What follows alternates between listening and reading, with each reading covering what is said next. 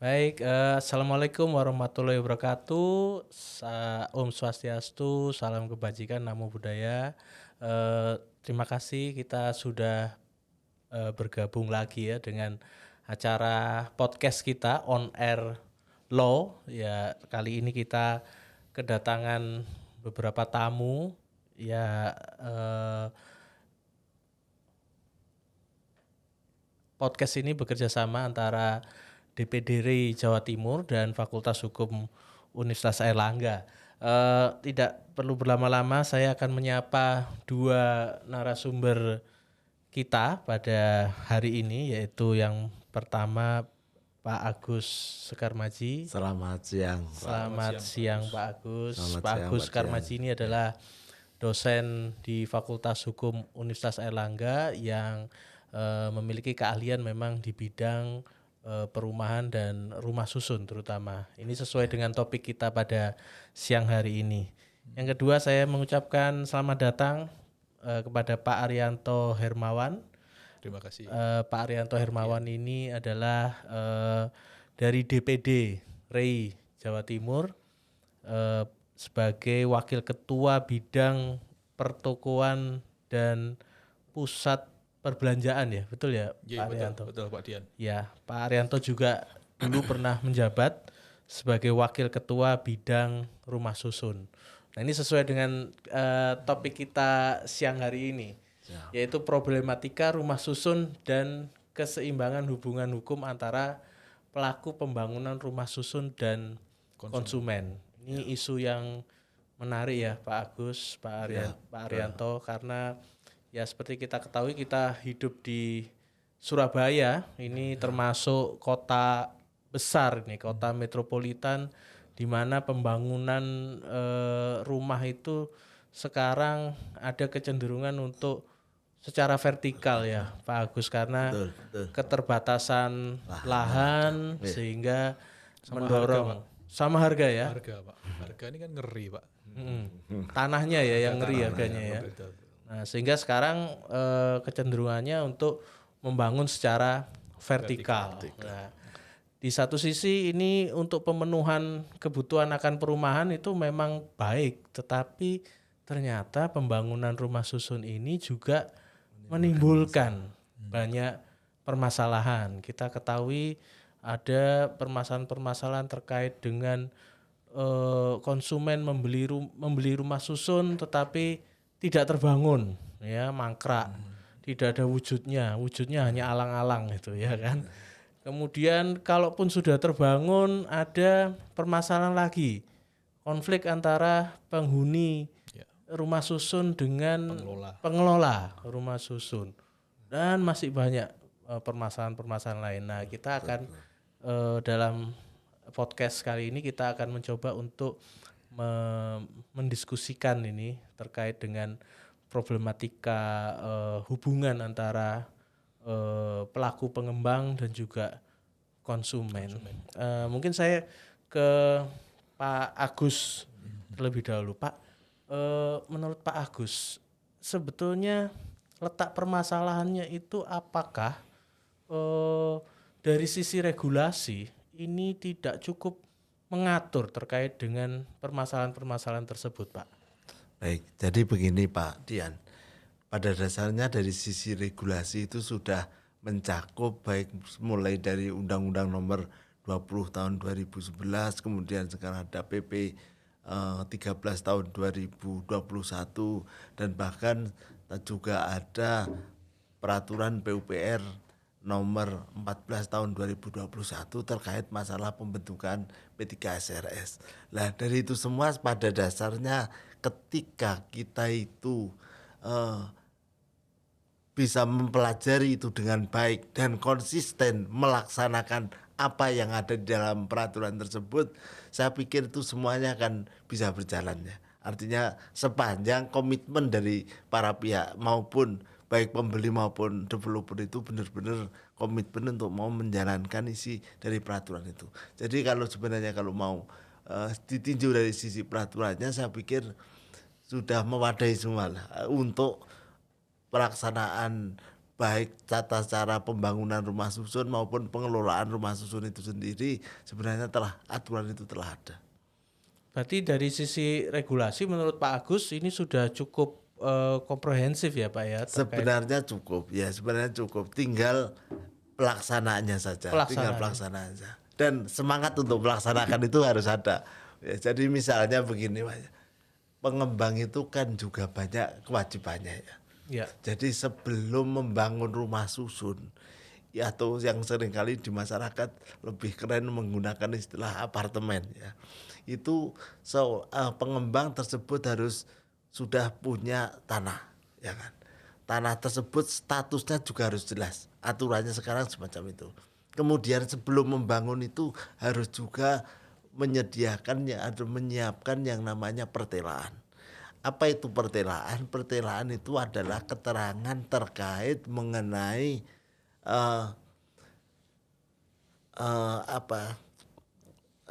gambar dan uraian yang menjelaskan bagaimana mana yang merupakan bagian yang dapat dimiliki secara terpisah, mana yang dibutuhkan bagian bersama, benda bersama dan tanah bersama. Kemudian sampai dengan kewajiban menerbitkan sertifikat baru. Si pembeli juga begitu, juga harus siap juga. Artinya menyiapkan kalau dia memang sudah waktunya untuk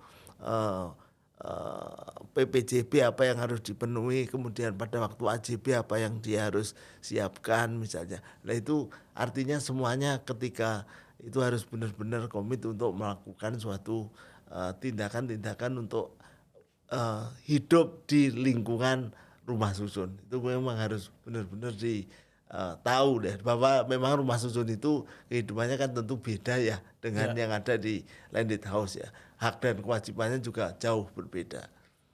Jadi nanti kewajiban-kewajiban yang sifatnya misalnya pengelolaan bagian bersama, benda bersama, tanah bersama itu hanya ada di rumah susun. Tapi kalau di landed house kan tidak ada.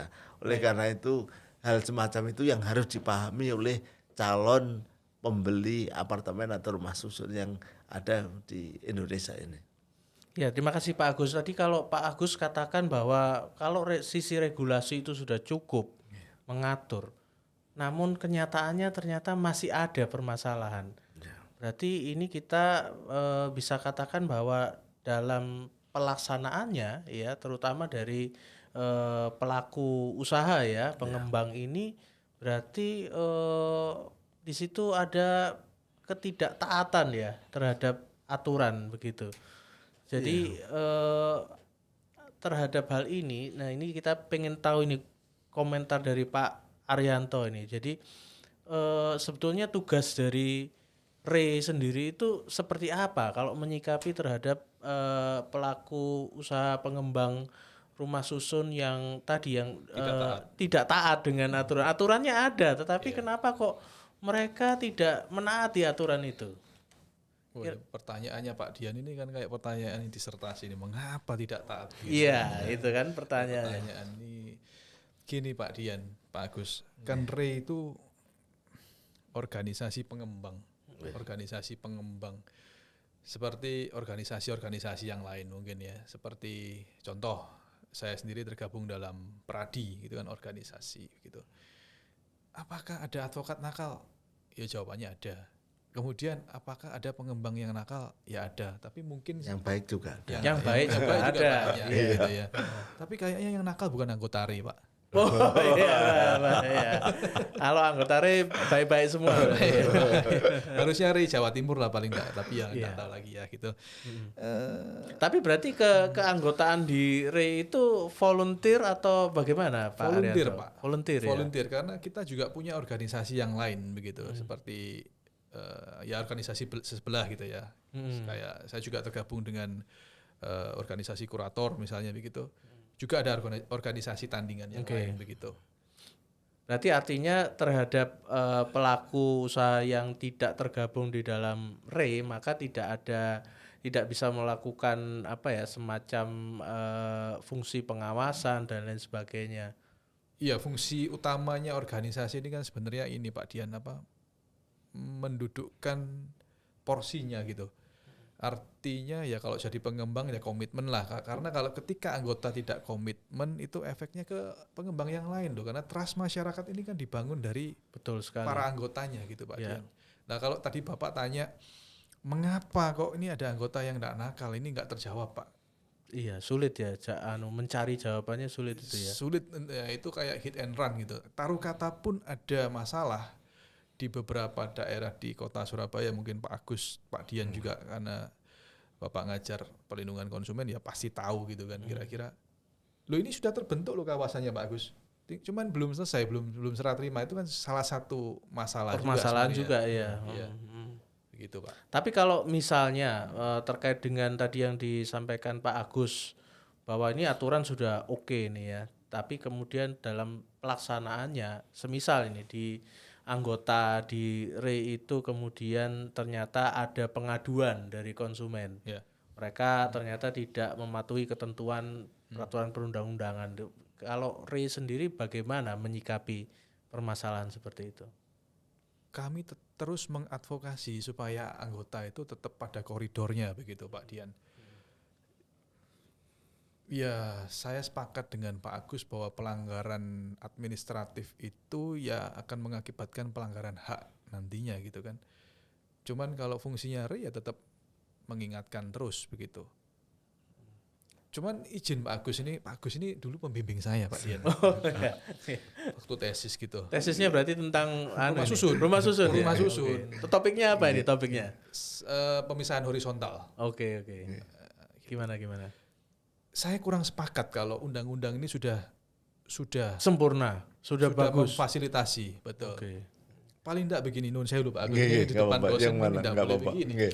Pak Agus, Pak Agus mungkin ingat Undang-Undang 1685. 16. 85. Iya, undang-undang rumah susun yang pertama. Yang pertama, di situ kan ada fungsi Pak Dian, ada 3 Iya, fungsi. betul.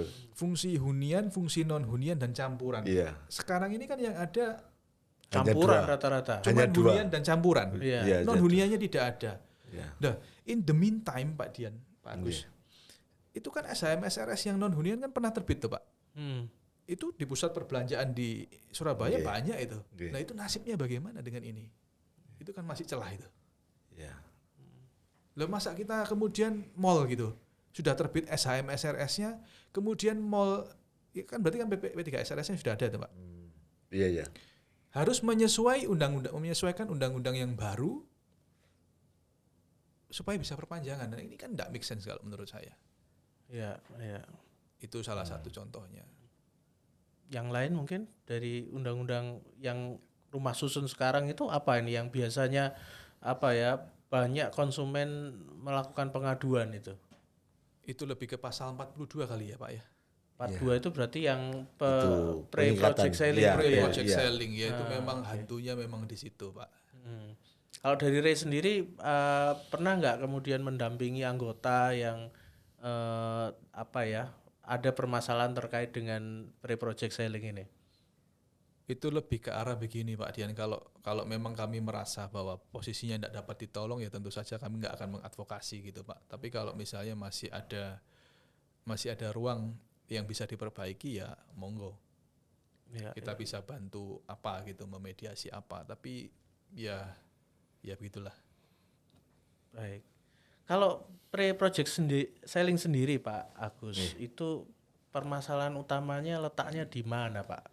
Bagi konsumen ya terutama. Iya. Kerugian apa yang diderita oleh konsumen? Jadi begini ya, kalau kita bicara mengenai pre-project selling yang ada di dalam pasal 43 dari Undang-Undang 20 tahun 2011, itu kan pada dasarnya ketika seseorang mau melakukan PPJB dengan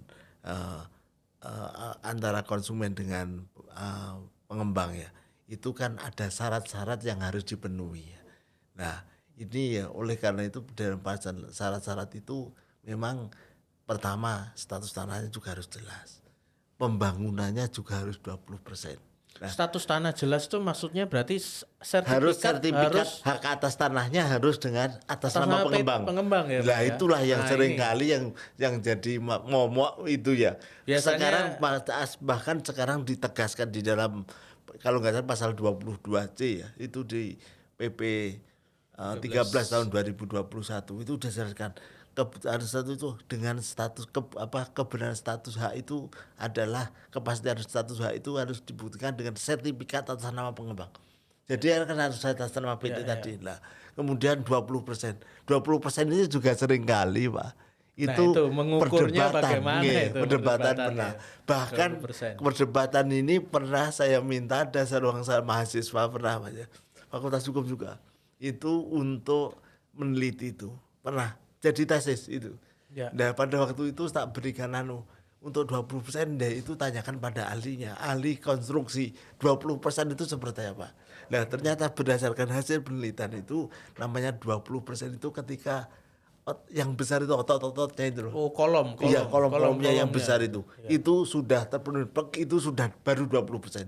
Tapi kan kolom itu saya juga bukan ahli di bidang bangunan ya, tapi kalau mau membangun high rise building itu kan kolomnya tidak serta-merta langsung sampai lantai 20 gitu. Tapi apakah sampai berapa lantai nih 20% ini? Bukan. Jadi begini. Kalau memang itu baru 3 lantai ya. Artinya kan gini Pak Dian ya. Namanya membangun rumah susun itu kan harus disiapkan sejak awal. Yeah. Nanti makanya saya katakan tadi sejak awal harus sudah membuat dulu namanya pertelaan. Pertelaan itu kan keterangan mengenai uraian gambar dan keterangan mana yang nanti akan jadi bagian. Bahkan nilai perbandingan proporsionalnya sudah siap. Artinya itu jadikan sebagai ukuran untuk terbitnya IMB. Nah ini nanti jangan sampai dirubah. Dan di Surabaya itu ada juga. Ini pernah terjadi, saya nggak perlu nyebutkan ya. Ada pengembang, salah satu pengembang. Awalnya kan membuat pertelaan kan sementara, ada pertelaan sementara. Gambarnya begini, ini bagian yang dapat dimiliki saat ini adalah bagian bersama. Pada waktu sudah keluar IMB, bangunnya nggak sesuai itu karena dia mikir naik bagian bersamanya luas itu kan nggak bisa dijual gitu. Cuannya kurang. Iya betul. Sehingga apa Pak? Motif ekonomi yang keluar. Bangunnya tidak sesuai dengan IEB. Lah sehingga pada waktu mau mengajukan suatu pengesahan pertelaan dan akta pemisahannya ditolak. Karena apa? Ya pasti enggak, karena izin itu kan harus memenuhi membangunnya kan sesuai dengan izinnya. Loh ini loh dulu kan katanya ini untuk bagian bersama, lah kok ini saudara warnai untuk dapat dijual. Loh, wah ini kan loh, akhirnya bingung Pak. Di mana itu saya katakan berarti harus ngurus perubahan izin mendirikan bangunannya, ya kan, sehingga harus disesuaikan dulu, sehingga dengan demikian artinya itu kan harus dipenuhi semua oleh si pengembang. Lah dari situlah maka kalau dalam kaitannya dengan tadi mau melaksanakan itu kan syaratnya itu juga banyak juga loh, tidaknya itu ya. Jadi seperti misalnya keterbangunan prasarana dan sarana ya itu juga harus sudah ada. Nah dengan syarat-syarat itu seharusnya dipenuhi. Nah kebanyakan yang terjadi di masyarakat kita itu status tanahnya itu masih sengketa juga pernah ada yang di beberapa kasus kadang juga bukan sengketa Pak Agus, masih jaminan. Entah atau malah masih di DP. Itu kan masih di dengan DP. Tanah dengan orang lain saja milik belum beres. Lah iya belum beres gitu ya. Akhirnya yaitu akhirnya mengakibatkan dan itu terbawa mengarah ke pidana. Sebab kan aturan pidananya kan ada ya. Di undang-undang itu pasal 110 ya. Iya sekitar itu. Itu ada. Undang-undang perumahan tapi ya, Pak. Yang undang-undang rumah susun. Rumah susun yang tentang perjanjian. Iya, itu sehingga pada waktu itu ada juga hati-hati saya ingatkan. Ini ada pidananya ya. Jadi baik artinya ketika kita melaksanakan PPJB itu dengan baik itu landed house maupun rumah susun, maka itu semuanya ada efeknya. Kalau memang itu tidak terpenuhi bisa berakhir ke pidana. Pak Rianto, kalau misalnya ini anggota REI tadi ya yang tergabung dalam REI itu ingin melakukan pre-project selling itu terhadap rumah susun itu ya, apakah dari pihak REI sendiri itu juga melakukan semacam pendampingan agar pelaku usaha ini, pihak pengembang ini loh, kalau kamu mau menjual terlebih dahulu sebelum bangunan didirikan harus sesuai pasal 4243. Nah ini apakah ini juga dilakukan pendampingan semacam itu? Iya Pak. tidak secara project ya, per project ya, tapi REI sendiri sebenarnya punya bagian diklat.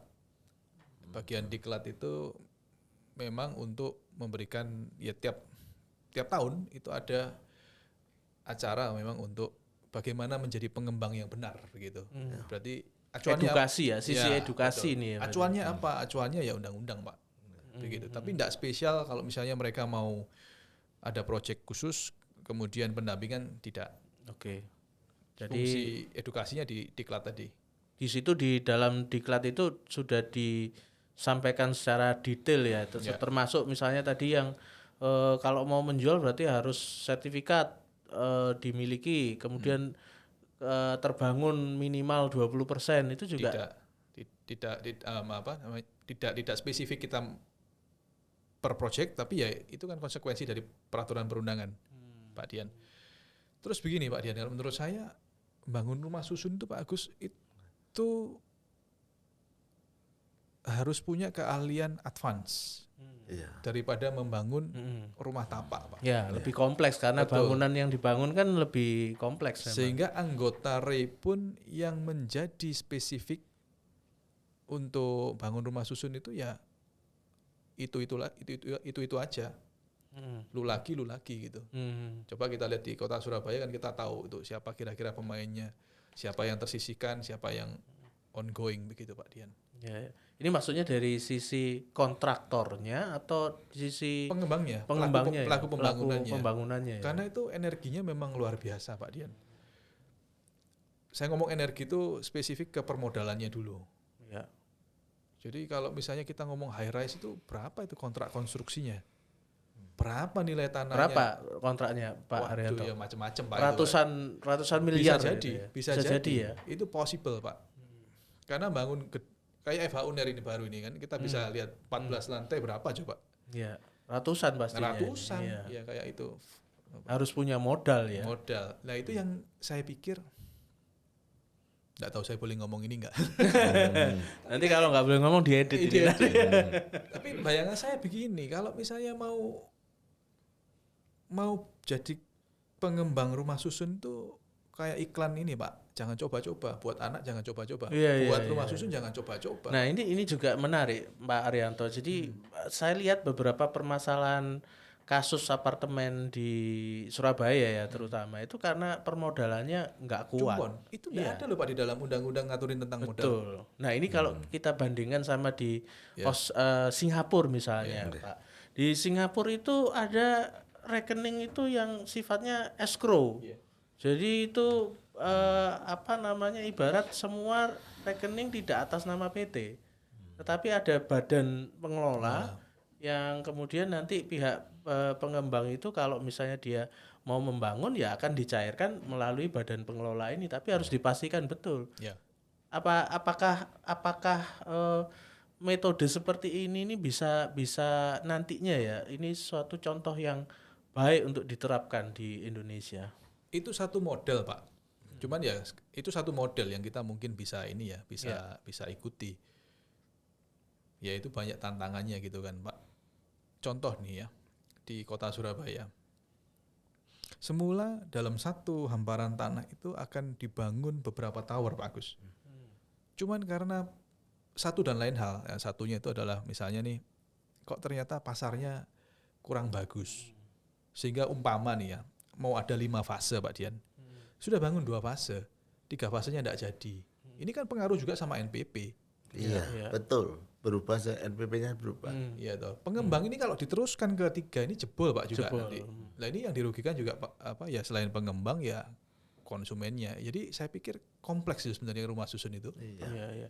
Artinya nggak bisa kalau tidak punya modal yang cukup kuat ya. Betul. Apalagi mungkin kalau tidak didukung oleh sektor perbankan itu malah lebih mengerikan lagi Nah ya. ini juga ngeri-ngeri sedap loh Pak sebenarnya perbankan itu. Ya. Pak Dian pasti dengar lah ini juga di Surabaya. Bagaimana ceritanya sertifikat hak atas tanah itu sudah jadi jaminan, nyantol, construction tapi tidak selesai, tapi sudah dijual, terus masih ada SEMA itu kan Pak Agus? Iya.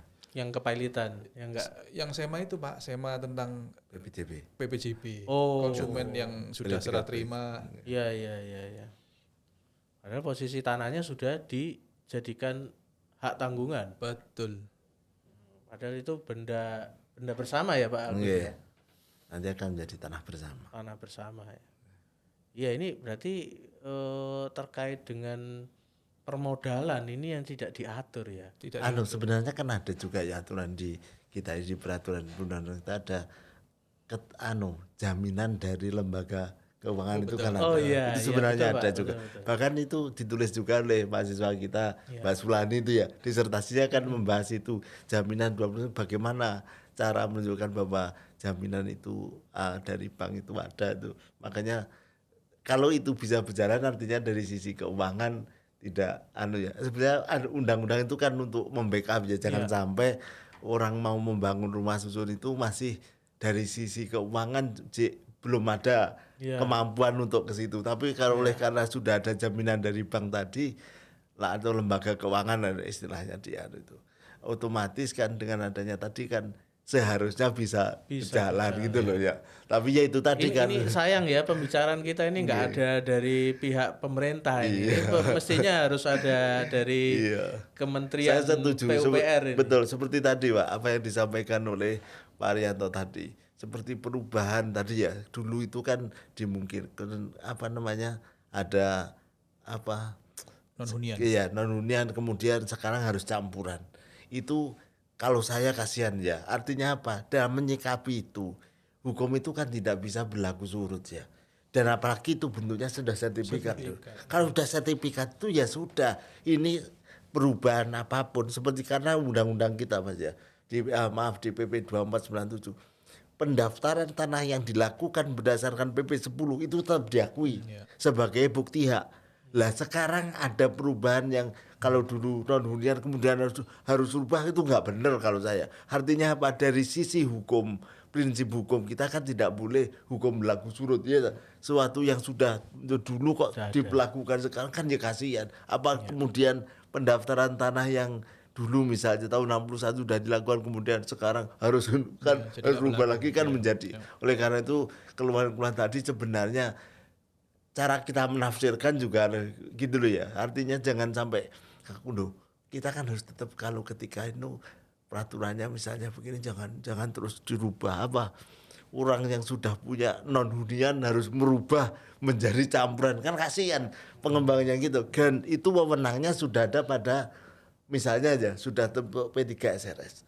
Ya, itu nanti kan kesepakatan sopo sing sebenarnya rencananya mau membangun dulunya adalah untuk non hunian kemudian suruh jadi hunian kan repot dia ngakali undang-undang lah ngakali undang kan nggak bener juga gitu loh. Jadi kalau saya gini ya artinya pemerintah dalam hal ini ya dalam misalnya kantor pertanahan dalam menyikapi peraturan itu seharusnya tidak bisa diberlakukan karena prinsip hukum tidak bisa berlaku surut tadi harus diterapkan. Artinya kalau sudah awalnya sudah ditetapkan sebagai hak milik atas satuan rumah susun non hunian ya itu non hunian terus nggak boleh dirubah-rubah gitu ya Mas.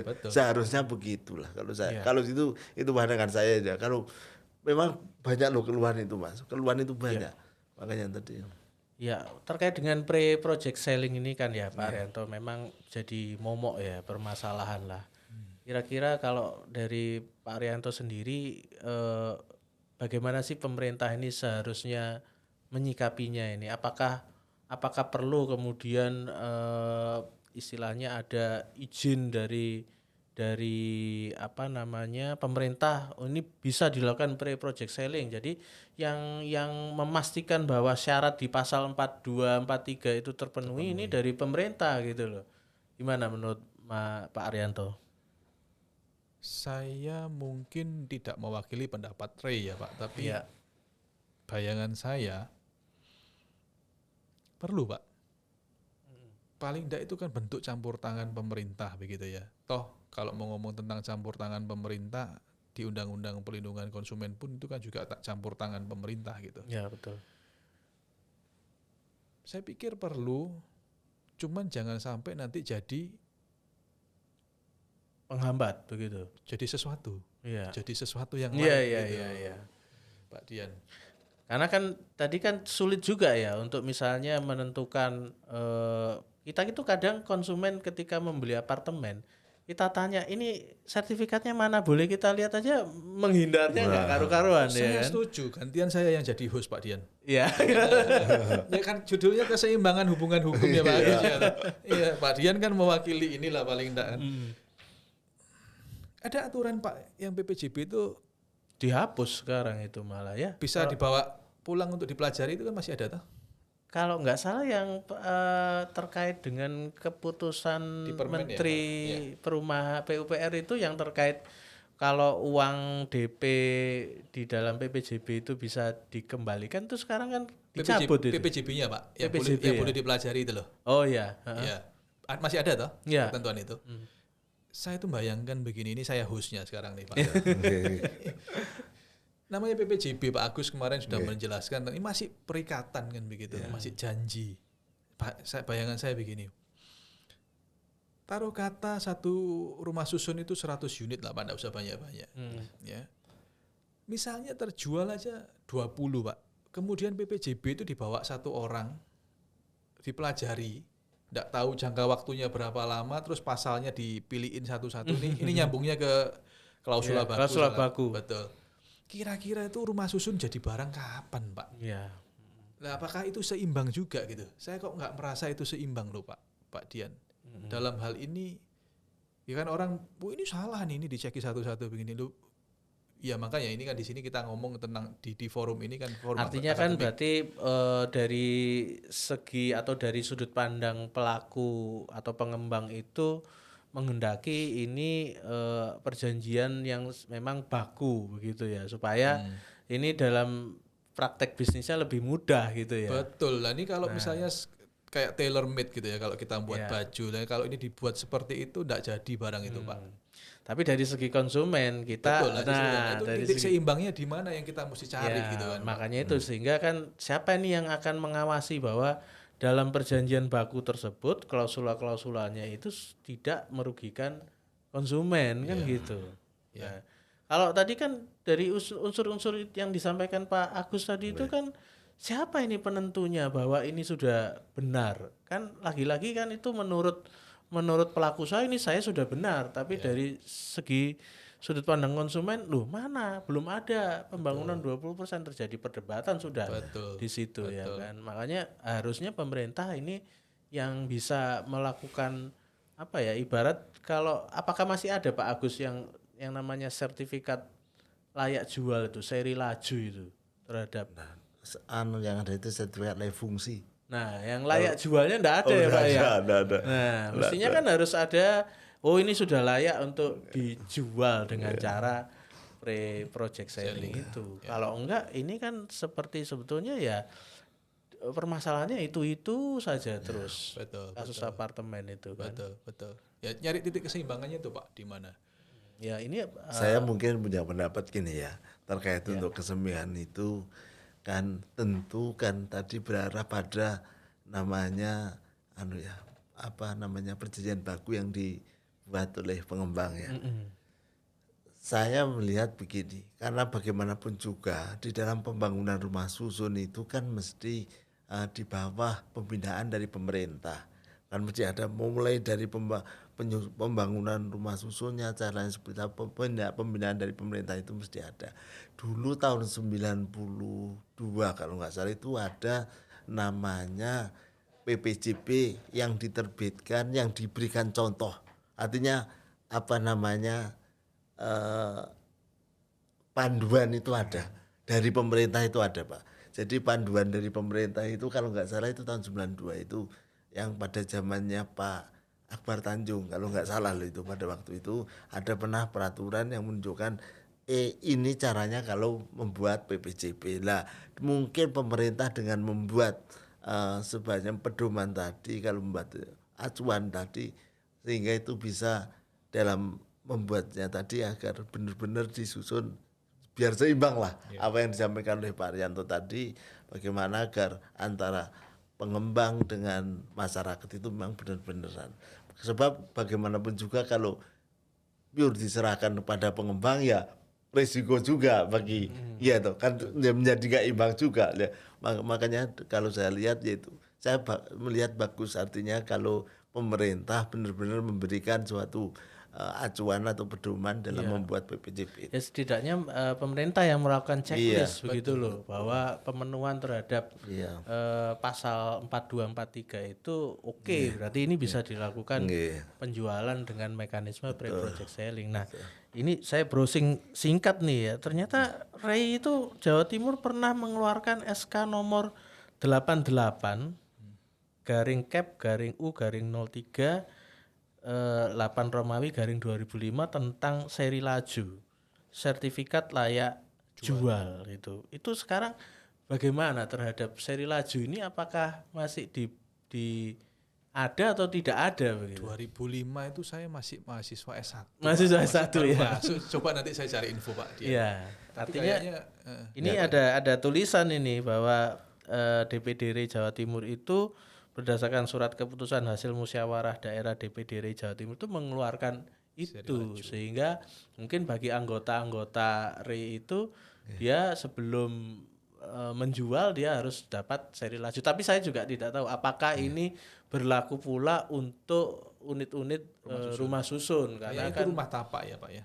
Nah, saya kayaknya rumah tapak. Nah, artinya tapi kan DPD RI Jatim juga pernah ini melakukan hal itu, meskipun seharusnya alangkah baiknya itu harusnya pemerintah yang mengeluarkan Betul, itu. Cuma ide bagus itu. Seperti tadi ya Pak, hati-hati ya. Saya ya kebetulan ada Mas Arianto ya.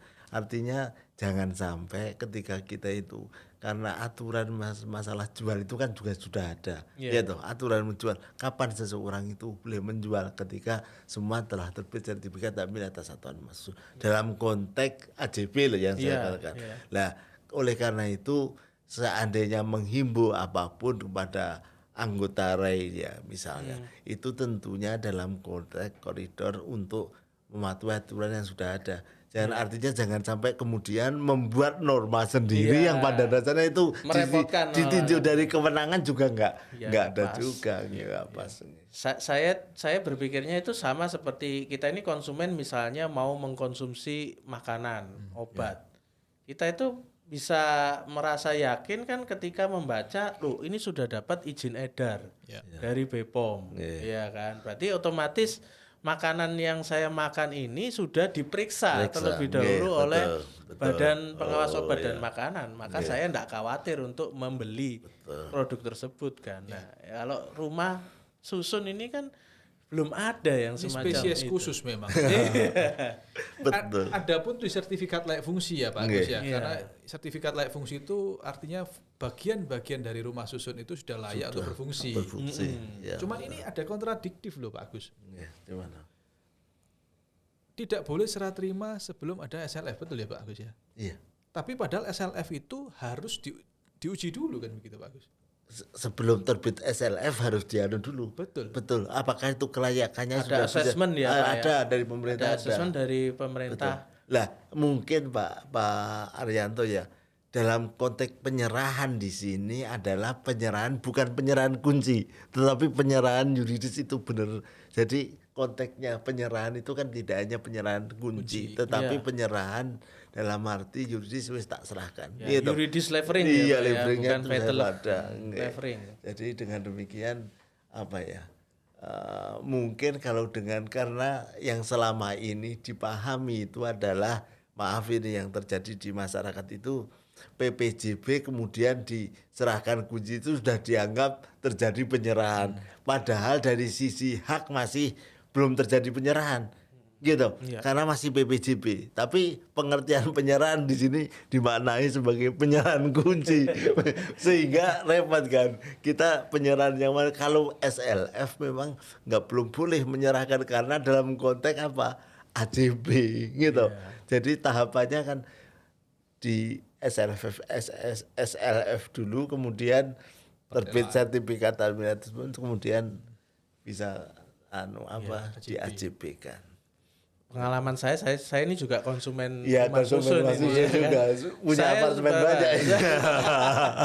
Pak Dian. 10 tahun baru AJB, Aduh, ya AJB kan nih. prosesnya juga Iya, lama makanya juga itu kemarin bisa. kita saya kritik, hati-hati kalau ya jangan di PPJB terus. Nah, tapi juga ada perdebatan ini Pak terkait dengan gimana? PPJB. Selama ini konsumen itu prakteknya itu hanya menerima surat pesanan. Nah, ya kan banyak ini yang terjadi adalah ketika konsumen membeli rumah susun itu masih hanya 1 lembar atau 2 lembar surat pesanan. Nah, kemudian ketika ditanya mana perjanjian PPJB-nya, oh enggak bisa karena kami belum memenuhi pasal 42, 43 gitu. Sehingga sampai lama itu hanya mendasarkan pada surat pesanan. Nah, ini kalau surat pesanan sendiri itu menurut Pak Agus masuk PPJB atau bukan itu sebetulnya, Pak? Ya, kalau saya gini loh ya. Kalau sebenarnya itu kan juga sudah sepakat ya Pak ya. Iya. Sudah terjadi ada gitu. Sebenarnya loh kalau kita bicara mana Saya kesepakatan deg-degan ini. ya, pada dasarnya kalau sudah terjadi kesepakatan loh ya. Ya, bagaimanapun juga tapi itu kan perdebatan dari para kalangan akademisi dalam konteks kapan PPJB itu dan apa itu PPJB, bahkan ada istilah perjanjian pendahuluan itu tidak sama dengan PPJB kan ada istilah tetapi peraturan kita sudah jelas ya perjanjian pendahuluan itu PPJB ya sama dengan perjanjian kalau kita lihat normanya ya coba itu kan tapi dari kajian akademis dari teman-teman perdata beda antara perjanjian pendahuluan dengan PPJB itu kan wilayah itu Beda judul tapi komposisi sama. gitu Pak. Itu kan perkembangannya kan semacam Jangan itu. diarahin ke saya Pak Dian. Ya oleh karena itu ya akibatnya semacam itu.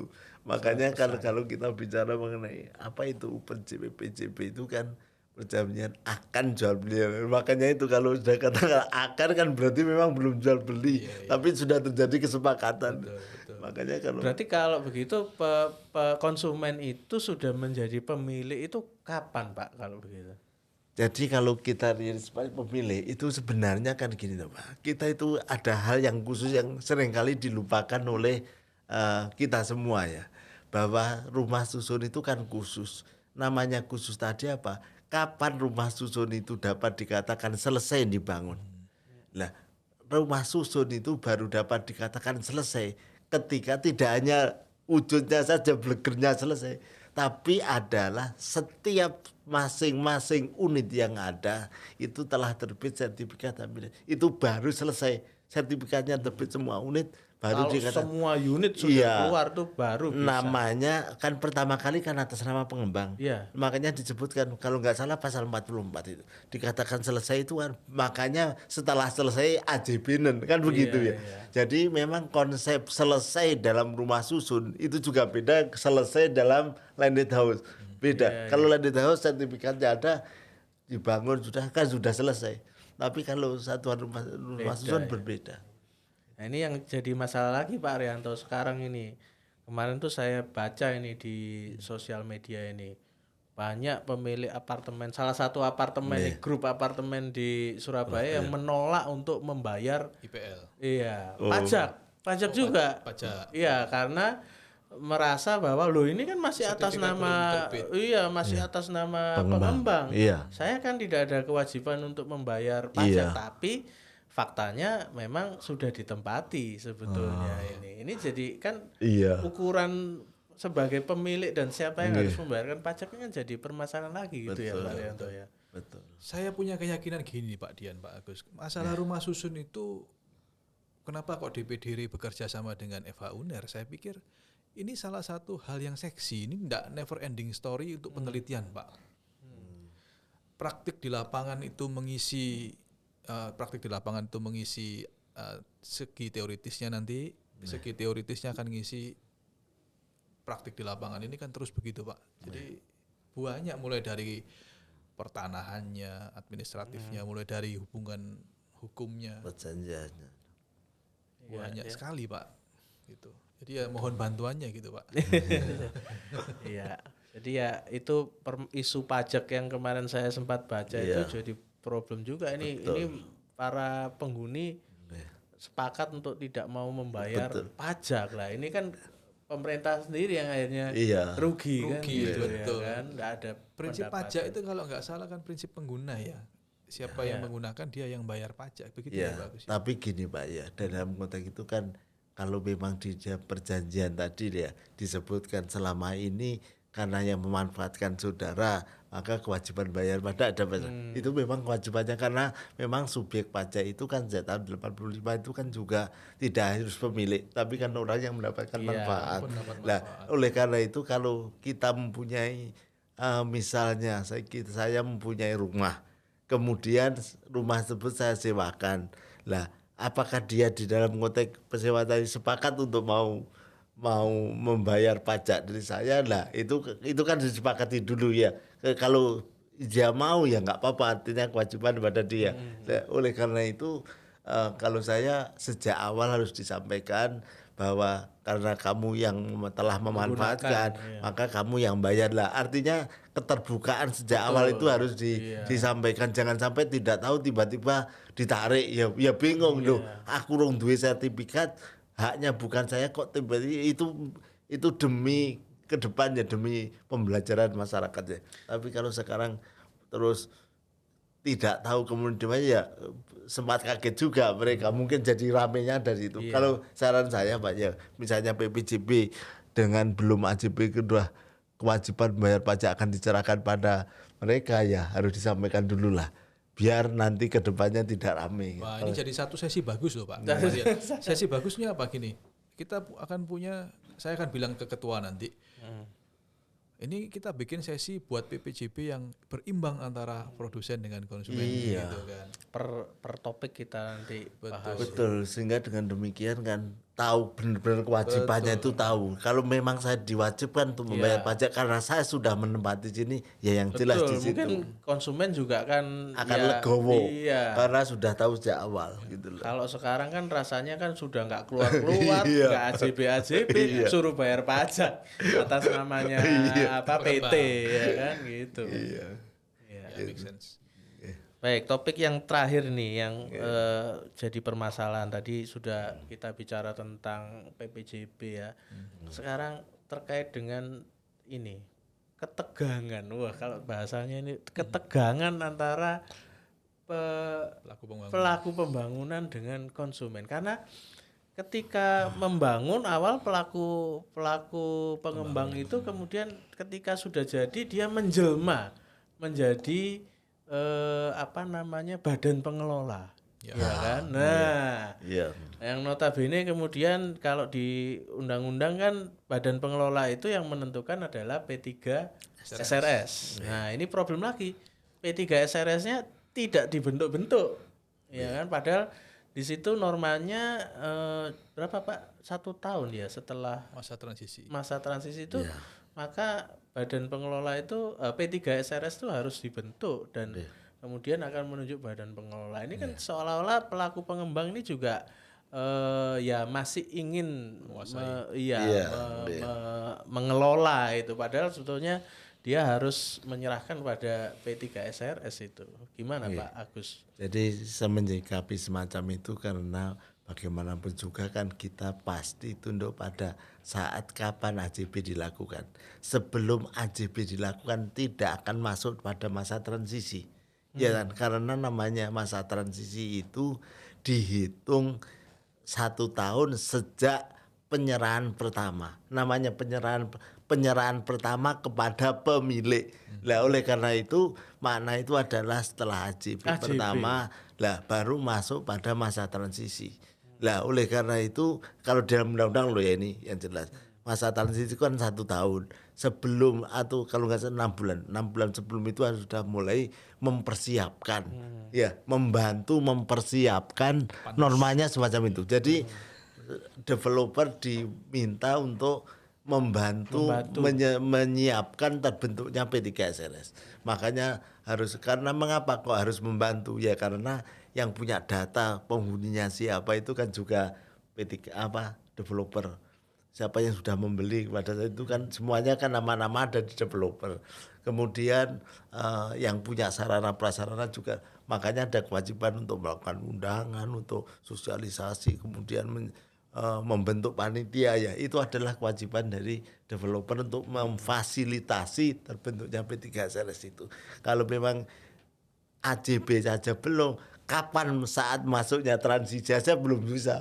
Oleh karena itu mengapa sekarang ini kok ya karena yaitu makanya kalau sampai sekarang ini misalnya ya pengelolaan diserahkan pada mereka secara yuridis juga nggak tepat sebelum AJB, karena ya P3SLS juga belum ada. Belum Ya. ada. Ya. Makanya kalau rame-rame itu karena apa ya? Makanya sejak awal katakan kita itu harus tahu benar-benar kalau kita mau punya apartemen ya. Apa hak dan kewajiban kita? Kapan saat kita sudah boleh menjadi pengelola? Itu harus benar-benar diketahui. Karena di situ makanya kalau kuliah-kuliah saya bagi menjadi 3. Saat belum terjual, saat masuk transisi, saat masuk pada terbentuknya P3SLS. Ini adalah saat-saat dari sisi hukum kapan seseorang itu menjadi kewajiban, sudah punya kewajiban, kapan dia itu belum. Kapan dia sudah berhak, kapan dia belum. Saya kira itu lebih mudah, Pak. Iya, ya, baik. Jadi ya memang bunyi Aturannya semacam itu. itu. Tapi mungkin konsumen melihatnya Iya, dengan sudut pandang perspektif iya, yang lain ya. Kalau Pak Arianto sendiri bagaimana terkait dengan ini, idealnya sebetulnya seperti apa ini yang harus dilakukan? Iya, saya sebelum menjawab ideal tuh saya akan gini Pak Dian, seperti tadi contoh nih, saya mencontohkan aja. Misalnya 100 unit Pak. Di awal sebelum kita bertemu kan saya dengan Juk saya bilang begini, undang-undang perlindungan konsumen ada loh, perlindungan produsen kan tidak ada. Nah ini seperti ini kurang lebih. Kalau rumah tapak, misalnya saya pengembang nih Pak Dian konsumennya, selesai Pak. Kita punya hubungan hukum PPJB, pelajari selesai, saya bangun, serah terima, tidak ada masalah gitu ya. Tapi dengan model pre-project selling yang sama, misalnya 100 unit, cuman terpasarkan 100 misalnya Pak. Saya tetap harus bayar, ya harus bangun enggak Pak? Tetap dong. Jadi 10 yang sudah terpasarkan, 90 belum terpasarkan, saya tetap harus bangun loh Pak. Nah, itu lah resikomu. Mungkin Pak Dian akan bilang begitu, oh betul itu resiko. Tapi berarti kan pemerintah tidak sesuai dengan pandangannya John Rawls dong, nggak adil dalam ini. Harusnya kan kalau mau ngomong resiko berarti ada potensi kan Pak. Potensinya kan harusnya dapat 100, ini cuma dapat 10 loh. Nah, ngomong idealnya bagaimana ya, kayaknya memang harus ada orang ketiga yang mengawasi ini Pak. Ini seksi sebenarnya. Kita lihat PAD-nya banyak loh dari sini Pak. Dari balik nama sertifikat aja udah berapa itu, PBB-nya berapa, ya. BPHTB-nya berapa, PPH notarisnya ikut senang Pak. Semua happy Pak. Itu Pak Dian. Iya. Ya tapi memang ya ini jadi PR kita bersama juga ya, kita sebagai dari kalangan praktisi dan akademisi ini kan bagaimana kita bisa mendorong agar pelaksanaan dari pembangunan maupun pengelolaan rumah susun ini kan ya harapannya kan bisa memberikan ya manfaat bagi kedua belah pihak. Iya, bukan hanya bagi konsumen tapi juga pelaku pengembang ini kan juga harus diperhatikan. Betul. Ini kan interaksi tidak bisa berdiri sendiri. Pengembang butuh konsumen ya butuh pengembang kan iya, gitu Pak. Betul. Ya bagaimana nih seimbangnya kan gitu. Ya kita haraplah ini pemerintah bisa juga barangkali mendengarkan podcast ini itu memikirkan begitu. Apakah akan terus seperti ini, karena data 5 tahun terakhir ini masalah perumahan dan rumah susun itu meningkat. Nggak ada kecenderungan tren turun tapi selalu meningkat. Nah ini yang kita juga perlu untuk bisa mendorong pemerintah untuk ya ini dipikir, jangan Kementerian PUPR itu jangan hanya mikirin pembangunan umumnya aja ya, perumahan rakyatnya ini. Loh, 3 juta rumah itu kalau dari rumah susun sudah bagus loh Pak. Lah, berapa? Lah, makanya terakhir tuh kan ada TOD itu apa? Transit Oriented Development itu yang di Jakarta, di tempat-tempat besar itu mereka sudah mikirin tentang ini dibangun rumah susun yang dekat dengan tempat transit. Ini sebenarnya kan seksi itu 3 juta rumah itu. Ya. Baik, saya rasa ada banyak yang sebetulnya ingin kita diskusikan ya Pak Agus, Pak Arianto. Cuma ya itu mungkin kita akan sambung di seri podcast yang selanjutnya. Tapi untuk sementara kita cukupkan. Jadi terima kasih sudah menyaksikan podcast kita pada siang hari ini dengan tema problematika rumah susun dan keseimbangan hubungan hukum antara pelaku, pengembang dan juga konsumen. Saya mengucapkan terima kasih Pak Agus. Sama-sama Pak Dian. Pak Arianto. Terima kasih Pak Dian. Terima kasih sama-sama. Sampai berjumpa lagi ya. Wassalamualaikum warahmatullahi wabarakatuh. Waalaikumsalam.